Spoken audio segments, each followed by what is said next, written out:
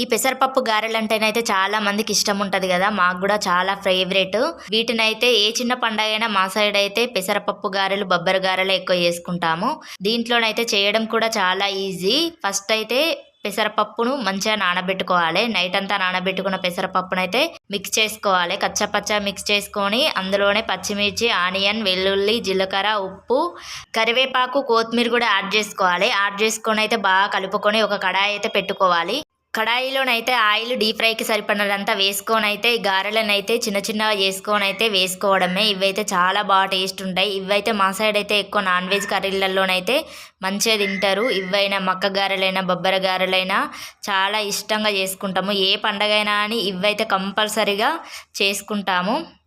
చేసుకోవడం కూడా చాలా ఈజీ కాబట్టి మీరు నచ్చితే ఒకసారి ట్రై చేయండి, చాలా బాగుంటాయి. నా వీడియో నచ్చితే లైక్ చేయండి. థ్యాంక్ యూ ఫర్ వాచింగ్ అండి.